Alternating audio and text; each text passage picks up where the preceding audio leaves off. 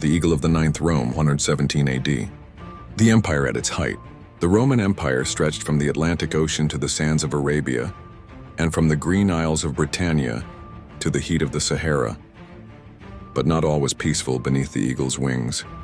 In the northern reaches of Britannia, beyond Hadrian's Wall, Rome had suffered a humiliating loss. The 9th Legion Hispana, 5,000 strong, had marched into the mists of Caledonia to pacify the wild tribes, and vanished.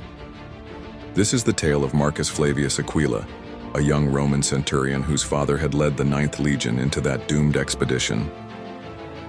Marcus, raised in the shadow of disgrace, was determined to restore his family's honor. He was only 24 when he was stationed at a fort near the edge of the Roman world, Hadrian's Wall, the border between civilization and chaos. One cold night, the fort was attacked by painted warriors, blue with woad, fierce and silent. Marcus, though wounded in the leg, rallied his men and held the line. But the injury forced him to retire from active duty. Still burning with purpose, Marcus learned of a rumor. The eagle standard of the 9th Legion, the sacred Aquila, the soul of a legion, had been seen in the highlands, held as a trophy by a northern tribe. He could not let that stand.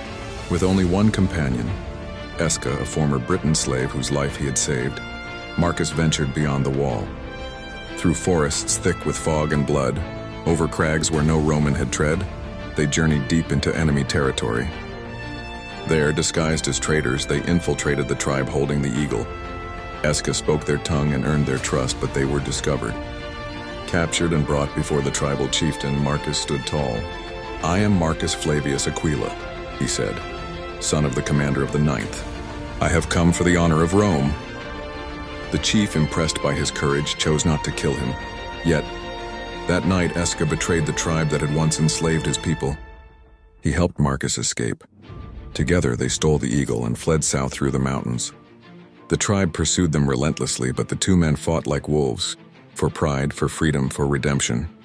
At the edge of the Roman frontier, with their enemies closing in, Marcus raised the eagle high. Roman scouts saw the glint of gold and rushed to their aid. Reinforcements came and the enemy was scattered. Marcus returned to Rome not as a soldier, but as a hero. The eagle of the 9th Legion was restored to the capital, placed in a temple and honored with incense and praise. Though the 9th was never reformed, its shame was lifted. And Marcus, he found peace. He had carried not just a standard across enemy lands, but the burden of legacy, loyalty, and honor.